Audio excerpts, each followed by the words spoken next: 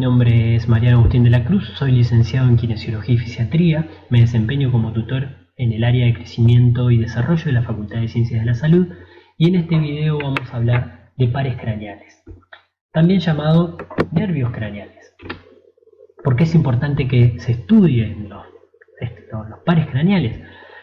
Porque el ser humano se desarrolla en una vida que es una vida de relación, ¿sí? Esta vida de relación se da a partir de la exploración del medio. ¿Cómo exploramos el medio? Lo exploramos a través de los sentidos, por ejemplo, ¿sí? El olfato, la visión, el tacto, el gusto, la vista. Esa exploración del medio nos va a permitir interpretar lo que pasa alrededor y nos va a permitir elaborar tareas. Esas tareas van a ser evoluciones de las reacciones y de los reflejos, es decir, el bebé cuando nace tiene reflejos, reacciones que se dan a través de estos sentidos y a medida que va madurando el sistema nervioso central va elaborando tareas cada vez más complejas. Entonces tenemos 12 pares de nervios craneales. El primero es el olfatorio, el segundo el óptico, el tercero el oculomotor o motor ocular común, el cuarto es el troclearo patético, el quinto es el trigémino, el sexto es el motor ocular externo o abducens, el séptimo el facial, el octavo el vestíbulo coclear, el noveno el glosofaringio, el décimo el vago o neumogástrico, el 11º el accesorio y el 12º es el hipogloso. En este esquema se puede ver representado cada una de las funciones de los nervios craneales y su emergencia luego del tronco encefálico. En esta vista lateral del tronco podemos ver el cráneo por un lado, el tronco encefálico por el otro y una representación esquemática de lo que sería el cráneo y la cara y el cuello. Podemos ver que justamente los nervios craneales van a emerger de esta zona y se van a distribuir a través de la cara, la nariz, los ojos, el cuero cabelludo, la lengua. En esta imagen inferior se pueden ver justamente la ramificación de cada uno de ellos una vez que salen del tronco encefálico. Por eso es importante correlacionar la anatomía ósea, muscular y articular a fin de poder entenderlos a estos nervios craneales. Si hacemos un corte perimetral del cráneo, podemos dividir al cráneo en la parte de la bóveda o calota y la base del cráneo. Esta es una vista externa, es decir, superior de la calota, en donde podemos ver el frontal, los dos parietales, el occipital, las suturas, que son las uniones de cada uno, y diferentes reparos anatómicos. Esta es una vista interna, o sea, es una vista inferior de la calota y la base del cráneo. Esta es la parte más importante cuando estudiamos los nervios craneales. ¿Por qué? Porque aquí tenemos diferentes agujeros, ¿sí? Como el agujero espinoso, el agujero oval, el agujero redondo, ¿sí? El agujero yugular, el foramen magno. Es decir, diferentes orificios por donde van a pasar estos nervios craneales que vamos a ver. Esta es una vista inferior de la base del cráneo, ¿sí? En donde se ven representadas estas mismas estructuras que estábamos hablando recién. Es muy importante para poder entenderlo a los nervios craneales diferenciar el origen real y el origen aparente. El origen real es el sitio donde están ubicados los núcleos de los nervios, es decir, dentro de la masa del tronco encefálico. Y el origen aparente es el sitio por el cual los nervios se emergen del tronco encefálico, es decir, por donde se pueden ver una vez que salen. En esta vista anterior del tronco encefálico podemos ver en la parte inferior el bulbo raquídeo, en el centro de la protuberancia o puente de Barolio, más arriba el mesencéfalo, la corteza cerebral, el cerebelo.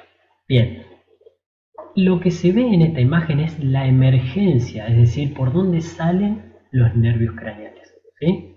Si ustedes se fijan bien, cada flecha tiene su respectivo nombre de su correspondiente nervio. Entonces, este es el origen aparente y este es el origen real. Si nosotros hacemos un corte del tronco encefálico y lo abrimos como un libro, vamos a ver que tenemos los diferentes núcleos, que es donde están ubicados, ¿sí?, los centros reales de cada par craneal. Por dentro de los núcleos reales, una vez que salen, son los orígenes aparentes de cada nervio. Ya lo vamos a ver en los diferentes videos cuando estén representados en el recorrido y por donde salen. Bien, entonces tenemos 12 pares de nervios craneales. Tenemos nervios que son motores, otros que son sensitivos, otros que son mixtos, otros que son somatosensoriales. Motor, ¿qué significa?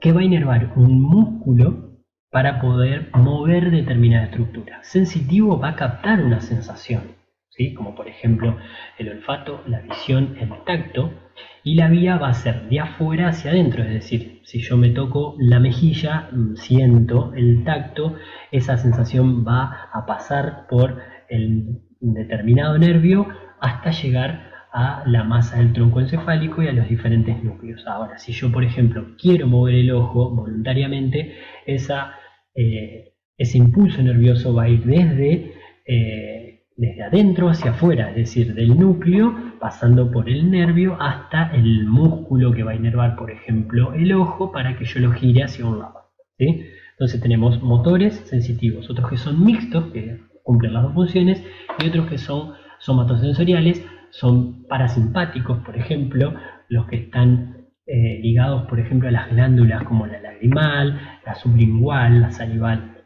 Bien, entonces el primer nervio craneal es el olfatorio, es un nervio sensitivo que nos va a dar la sensación del olfato. Va a emerger del cráneo por los orificios de la lámina cribosa del etmoides. El segundo par es el óptico, es un nervio sensitivo que nos va a dar la visión y va a emerger por el conducto óptico. Vamos a tener 3 nervios craneales que van a inervar los músculos del ojo. El primero es el oculomotor o motor ocular común, que va a elevar el párpado superior, va a girar el globo ocular hacia abajo y adentro, va a contraer la pupila y acomodar el ojo. Va a emerger por la fisura orbitaria superior, al igual que el troclearo patético, que es un nervio motor que gira el globo ocular hacia abajo y afuera. El nervio más voluminoso es el trigémino, ¿sí?, que va a tener 3 partes: el ramo oftálmico, el ramo maxilar y el ramo mandibular. Es sensitivo y motor. Estas 3 partes van a estar divididas. Si uno mira el rostro, en la parte superior el ramo oftálmico, en la parte media el ramo maxilar y el ramo mandibular en la parte inferior. El ramo oftálmico va a inervar la córnea, la piel de la frente, el cuero cabelludo, los párpados y nariz, la mucosa de los senos paranasales y la cavidad nasal.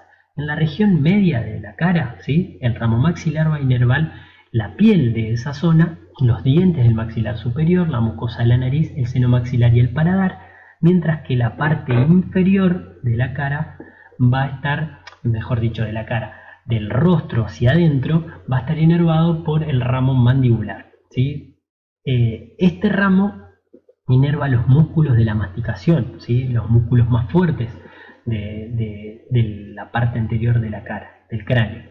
También inerva el mieloideo, el vientre anterior del digástrico, el tensor del velo del paladar, el tensor del tímpano, la piel de la mejilla de mandíbula, el costado de la cabeza y los dientes de la mandíbula. Y la articulación temporomandibular, también la mucosa de la boca y la parte anterior de la lengua. Van a emerger los respectivos ramos, ¿sí?, por la fisura orbitaria superior el ramo oftálmico, por el foramen redondo mayor el ramo maxilar y por el foramen oval el ramo mandibular. Como les decía, el último par craneal que va a inervar los músculos del ojo es el abducens o motor ocular externo, que va a girar lateralmente el globo ocular, inervando obviamente el músculo recto, y sale del cráneo por la fisura orbitaria superior. Ya lo vamos a ver en otro video. El séptimo par craneal es el facial, que tiene 3 funciones: es motor, sensitivo y parasimpático secretor. Motor porque inerva los músculos del rostro y del cuero cabelludo, el músculo del estribo, el vientre posterior del digástrico, el músculo estiloideo. La parte sensitiva le va a dar el gusto de los 2/3 anteriores de la lengua, el paladar y el piso de la boca. mientras que el parasimpático secretor va a inervar las glándulas salivales, submandibulares, sublinguales, lagrimal, glándulas de la nariz y del paladar. Va a emerger por el conducto auditivo interno, conducto facial y el foramen estilomastoideo. Ese es el recorrido. El octavo par es el vestíbulo coclear. Es sensitivo, es muy importante porque nos va a dar la posición y el movimiento de la cabeza a través del utrículo, el sáculo y los conductos semicirculares. Y la audición va a ser a través del órgano de Corti.